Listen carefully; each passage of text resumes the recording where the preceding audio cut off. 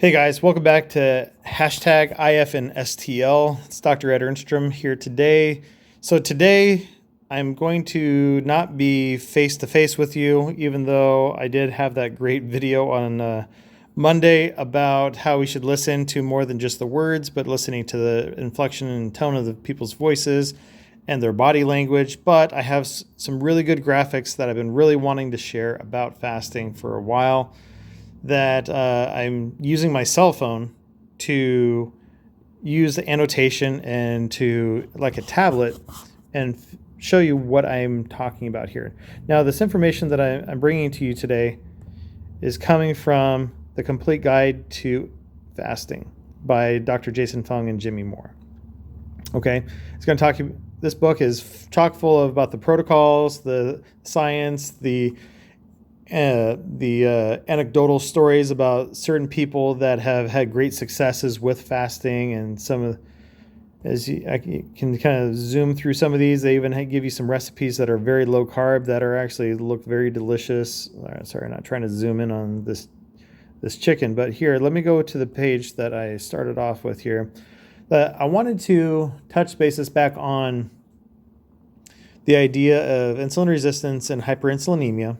More specifically, hyperinsulinemia. Hyperinsulinemia, so the word hyper.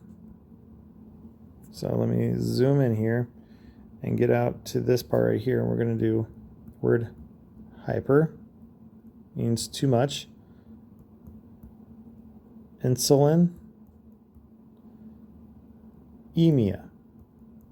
Okay, so these are all connected and make one long word called hyperinsulinemia. But if we break it down into these three parts, it means too much. Sorry, I don't know why I stopped writing. Too much. Insulin is the hormone of insulin. Okay. And emia means blood or in blood. Okay. So we have too much hormone in the blood, too much insulin in the blood. Well, how did we get too much of it in the blood? So, getting into this, let me erase this now that you've seen all of that. Now, getting too much insulin into the blood has to do with how frequently and how intense we are spiking our insulin. Okay? So, insulin will respond, if we have a little graph again over here. And so, insulin will respond to carbohydrate pretty high. Okay? So we're going to say this is carbs.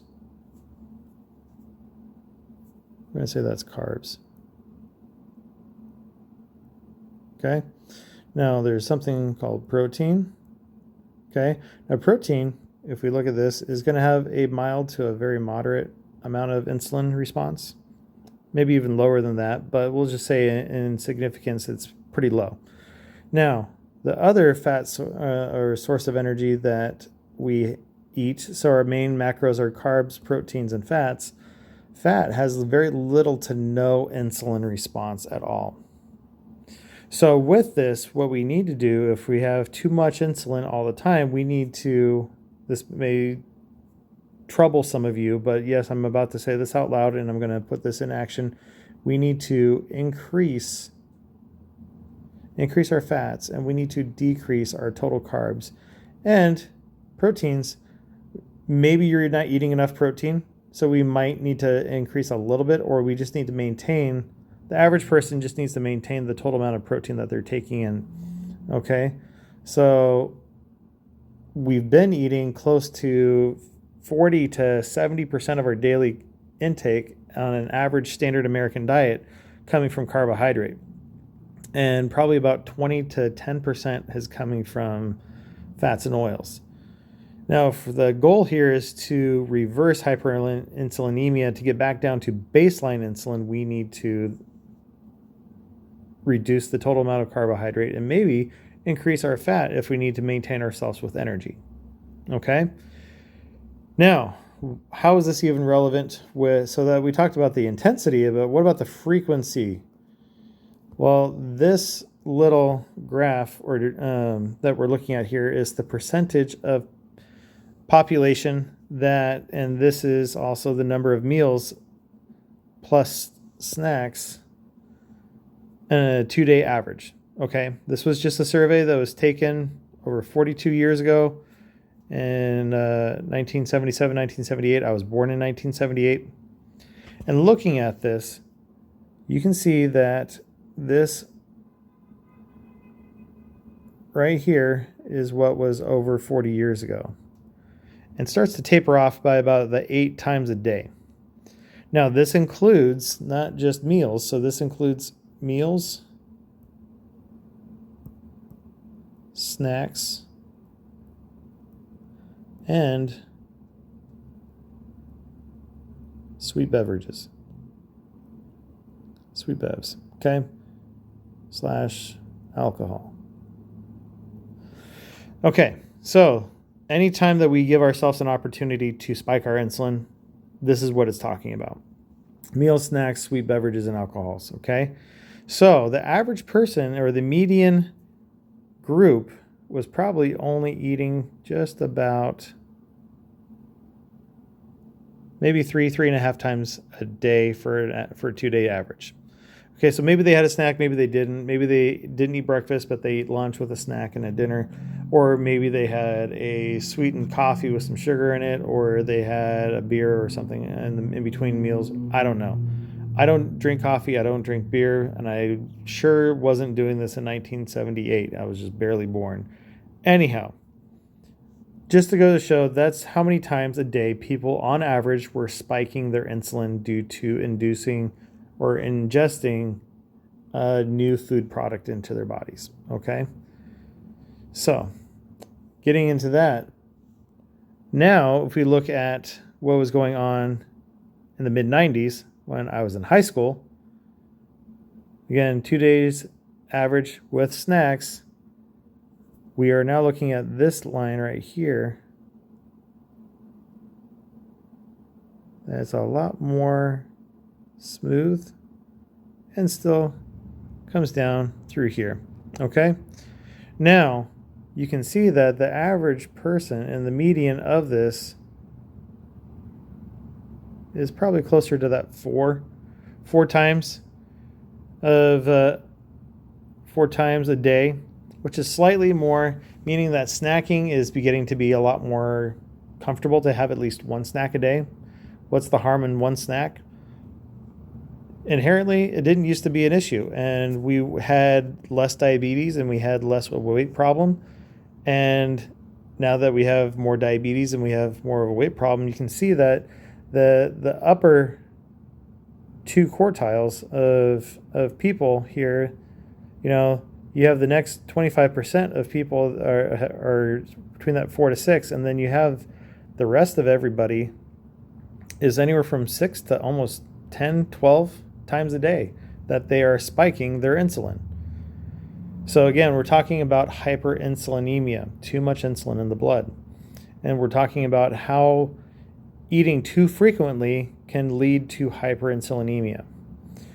All right, now let's get into a little bit more modern time. So that was just about 24 years ago as that was going on. So then we get into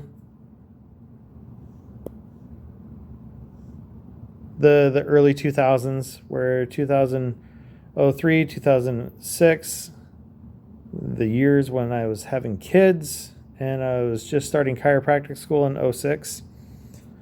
So we look at this, and that line starts on average higher right here, and then we're coming up, and somehow it kind of gets a little zigzaggy and stuff. But if you can look at this, you can see that the average person is no longer at that 3 to 4 times a day.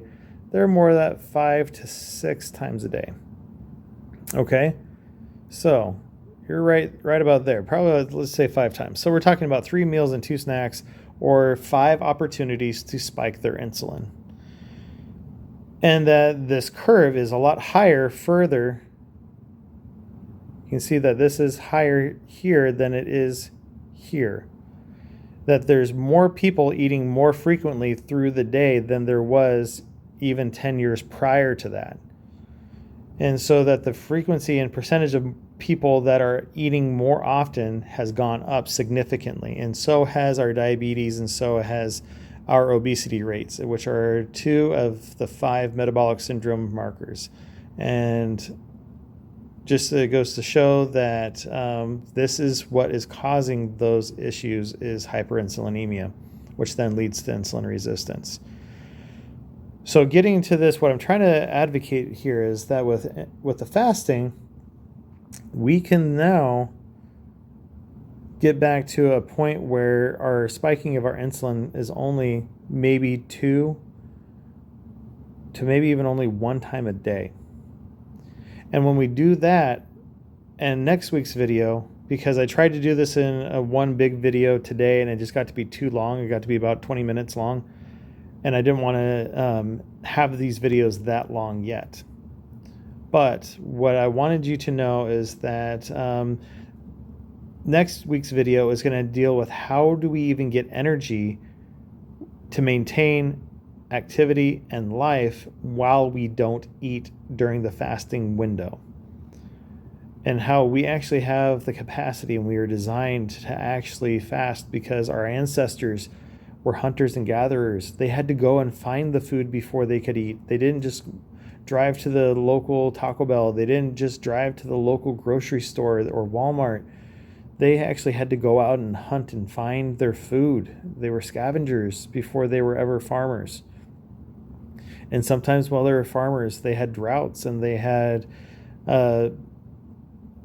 times when the crops didn't yield as much, or the crops spoiled in storage and they didn't have anything during the winter, so they had to be able to go without food. We are programmed genetically to be able and to be adaptive to eating less frequently. Now, I'm not telling you and I'm not advocating that you just stop eating altogether. You need to eat. There is nutrients that you don't have or that you can use up that your body will need to replace.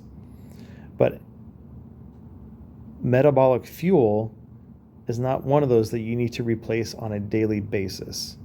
Or if you do replace it on a daily basis, you don't have to replace it so many times in your day. If you have any comments about this, if this rubs you wrong or if it rubs you right, leave comments down below. If you're watching this on YouTube, don't forget to hit the notification bell so you can get future updates on Get Motivated Mondays, intermittent fasting on Tuesdays, Get Moving on Wednesdays, and Get Metabolic on Fridays. If you're watching this on any of my other platforms like Instagram or Facebook, like, share, and comment below. Tag somebody to this if you find great benefit in this. All right, and we'll catch you guys next time.